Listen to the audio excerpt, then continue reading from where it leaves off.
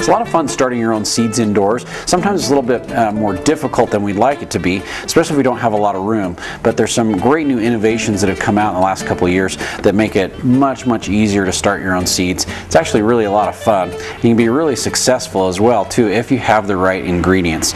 This little kit right here is called a nanodome, and the nanodome comes with its own light. So we've got a full spectrum light.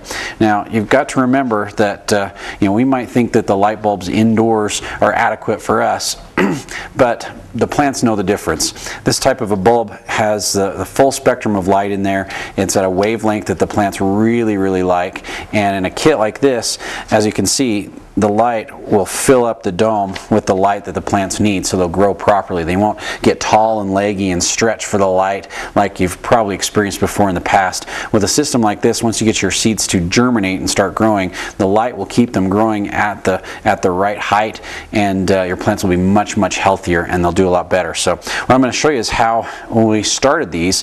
These are some tomato starts that we started about a week ago, probably a little bit less than a week ago. It's really only been about 5-6 days. And it doesn't take very long for them to germinate. If you look on our web page, or if you have our gardening calendar, it will tell you when to start all of your seeds indoors. So for example, it says around the first part of February you should be starting your cabbage, cauliflower, and broccoli, so they'll be able to transplant out towards the end of March. End of February you should be starting your peppers, and by about the first or middle part of March you should be starting your tomatoes. Believe it or not, you should be starting your cucumber, squashes, and melons actually closer to the end of April than the latter part of March, because they grow so quickly. So watch that calendar, because it'll tell you when to start your plants. But the light is essential. You need a full spectrum bulb to keep your plants happy and doing really well. Sitting them close to the window just doesn't cut it. Your plants are not getting enough light. They really need 12 to 16 hours of good full spectrum direct light to grow properly, and that's what a light like this will do. The dome helps hold the moisture and the heat inside, and it'll really get your plants to germinate and start a lot better. So this dome has vents on the top, so you can open and close the vents as your plants start to get bigger. You can open those vents up and allow some of the air to circulate a little bit. But the dome's nice because it'll hold it a single bulb.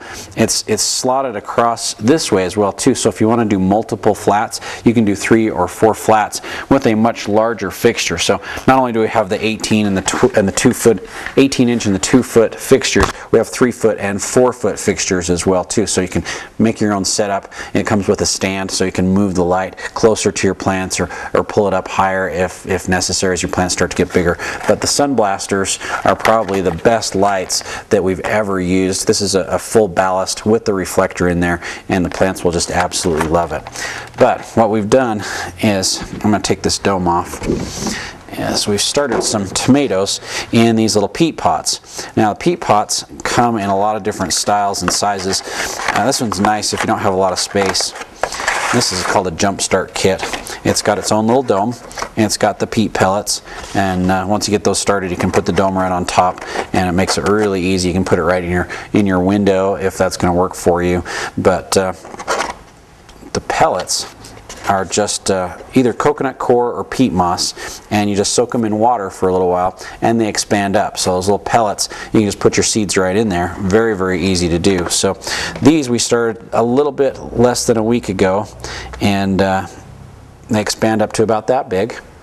I took some tomato seeds, just put them right in the center, just kind of pinch the soil right over the top, and they're just ready to start popping. In fact, there's one right there that's got just a little sprout on it.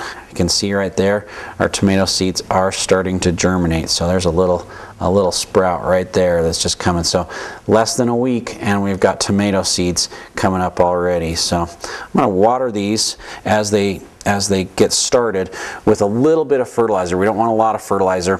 This particular one from Bicor, which is made locally, is a seed starter. It has some biologicals in there. It's got a lot of natural growing hormones, and it's got humic and folic acid, and not folic, fulvic acid, and it really gets your plants started off quick and gets them to establish much faster. When I've been using the seed starter, I've noticed that my seeds germinate much quicker than they would otherwise. They have just a little bit of nutrient in there to get them going, and they just take off and get established much quicker. So this is a great way to go. If you don't want to use the peat pellets, you can use just a good seed starting mix. Fertilo makes a great seed starting and cutting mix. This is a really light milled soil. It's got peat moss and vermiculite and a little bit of perlite in it, and that's all it is. As you can see, it's a really light, fluffy mix. This is a great mix to start your seeds in as well, and holds the right amount of moisture, lets the excess moisture wick out, and you can do it in just about any container that you want. So I guess the critical points are that you've got to make sure you've got the right soil to start your seeds with. You want to start them at the right time, give them just a little bit of fertilizer, give them some light. They really need heat.